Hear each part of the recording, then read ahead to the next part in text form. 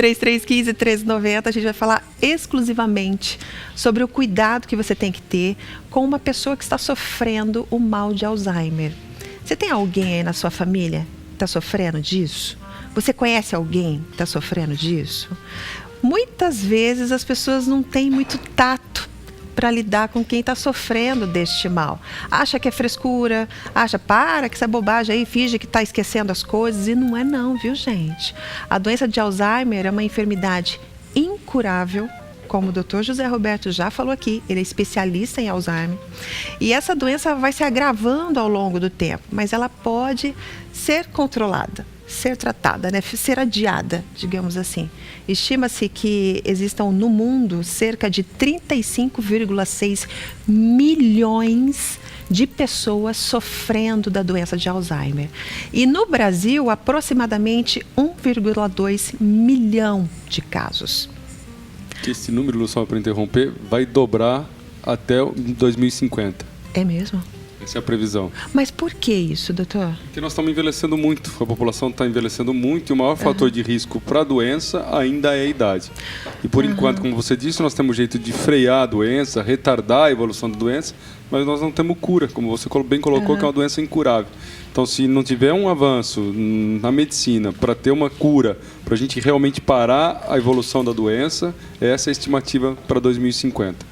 É correto a gente afirmar que uma vez que a gente envelhece, a gente vai sofrer de Alzheimer? Não, mas a gente tem uma grande chance. Só para a gente ter uma ideia, cada 100 idosos com 60 anos, um tem doença de Alzheimer. Cada 100, um tem, com 60 anos. Quando eu pego a população com 95 anos, 45 vão ter uma demência. Nossa, gente, vocês escutaram isso? Fefe, repete para mim, quem ligou? A Vanilda ligou, doutor José, lá do Jardim Cláudia. Um beijo para você, querida. Diz que a mãe tem 79 anos e nesse calor ela não toma água de jeito nenhum, mas só suco de laranja, suco de abacaxi, que ela ama, toma um montão. Pode? Pode. Se ela tomar bastante líquido, seja por suco, chá, tranquilo. O importante é o volume. Aí, a Vanilda também está dizendo que ouviu falar, olha, isso daí é novidade para mim também, Vanilda, eu não sabia disso não, que suco de abacaxi corta o efeito do remédio. Não, eu desconheço essa informação. Nenhum suco corta o efeito do remédio essa informação. Né? Bebida alcoólica corta? A bebida alcoólica pode potencializar alguns efeitos colaterais, principalmente de drogas que agem no sistema nervoso central. Então, antidepressivos, remédios para dormir. Então, a pessoa pode ficar mais sonolenta ou mais agressiva, dependendo da medicação. Certo, mas vamos lá, vamos no nosso assunto principal, que é o cuidado que a gente tem que ter com uma pessoa que está sofrendo do mal de Alzheimer. Não é frescurite, tá, gente? Não é frescurite. A pessoa realmente está sofrendo com um certo esquecimento. O cuidado que a pessoa tem que ter, doutor, o cuidador, a família, o filho, o marido que está vendo a esposa sofrer disso.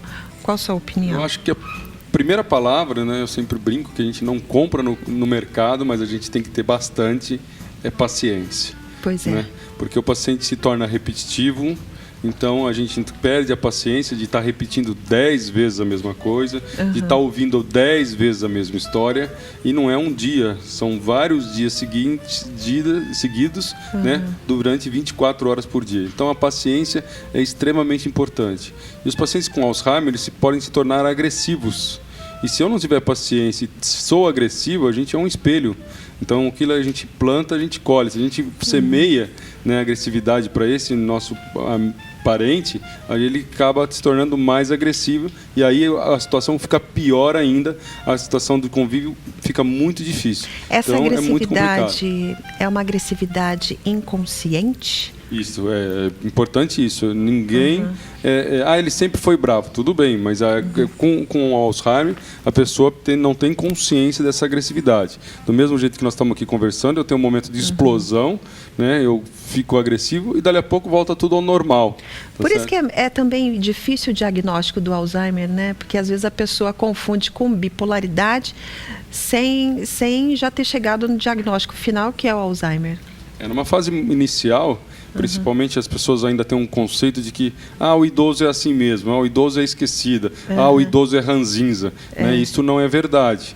Então, muitas vezes, se reluta-se para fazer esse diagnóstico. E a gente tem também, às vezes faz o diagnóstico, mas a família tem uma negação. Não, isso não, meu pai não tem isso é da idade, né? O doutor não está certo, está numa moda agora falar que todo mundo tem Alzheimer, né? E aí a família nega o diagnóstico. Uma vez diagnosticado com Alzheimer, vamos supor, a mãe da pessoa está com Alzheimer. Toda vez que ela tentar lembrar alguma coisa, às vezes as pessoas perguntam, né? Mas quantos anos a senhora tem? Um exemplo. E ela vai tentar buscar na memória. Eu tenho... Aí alguém faz a ajuda. A senhora tem 73. Essa ajuda, né, para lembrar as coisas, é importante ou não? Deixa a pessoa lembrar sozinha ou ajude a lembrar? Na verdade, a gente tem que tentar estimular as pessoas a trabalhar a memória. Né? Então, se eu faço uma pergunta, tentar voltar essa pergunta. Né? Onde que nós vamos domingo, por exemplo?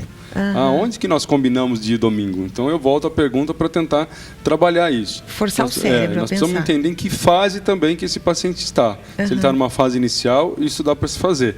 Né? Dá para fazer testes, exames, tentar desenvolver essa memória numa fase inicial. Se ele está numa fase mais avançada, ele esquece até do marido, por exemplo. Esquece o nome dos filhos, esquece do esposo. Então, nesta fase já é mais complicado. E então a gente precisa ver que fase que essa pessoa está. E lembrar isso, eu acho que você citou uma coisa interessante.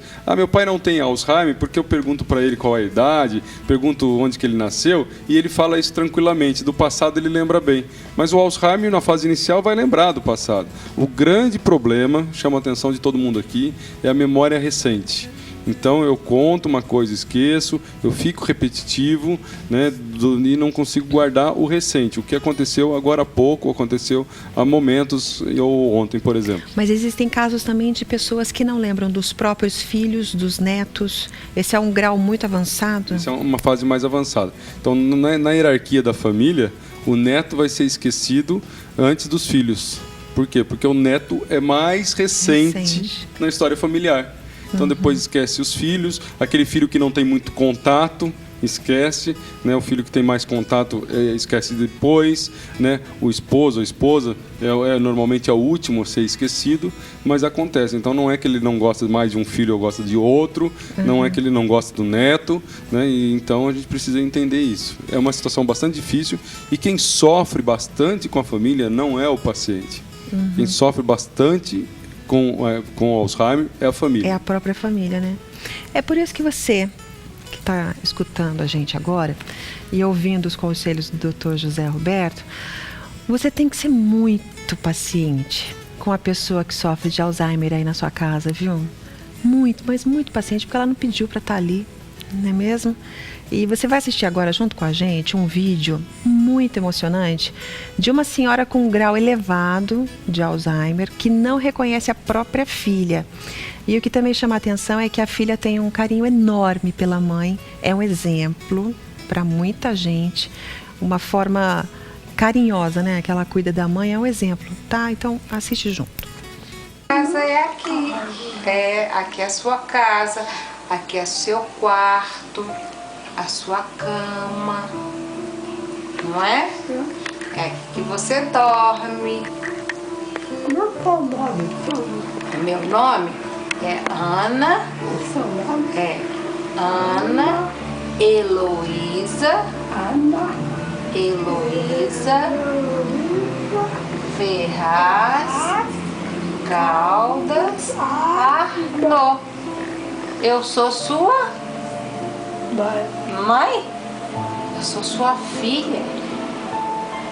Não sou, não? E o seu nome? O seu? É Ana Isabel Ferraz Caldas Arno. Então, você é a minha filha, né? Você quer ser minha filha? Então tá bom, eu vou ser minha filha e eu vou ser sua mãe. Pode ser? Você quer assim? Graças a Deus. A gente sempre se deu tão bem. Obrigada, você também é muito educada. Você é muito linda.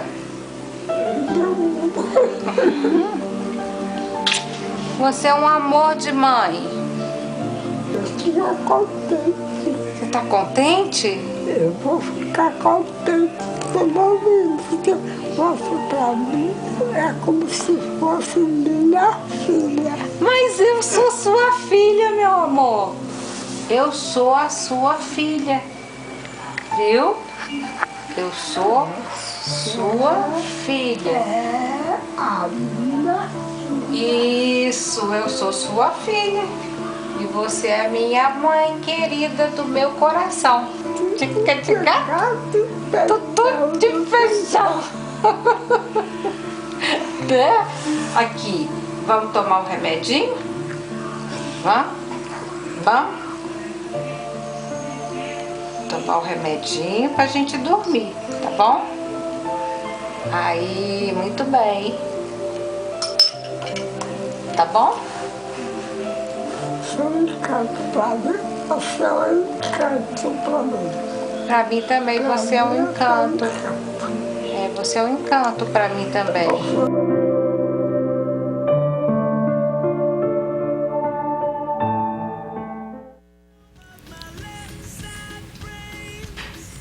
Sem comentários, né? Obrigado pela presença, Dr. José. Daqui a pouco a gente se vê.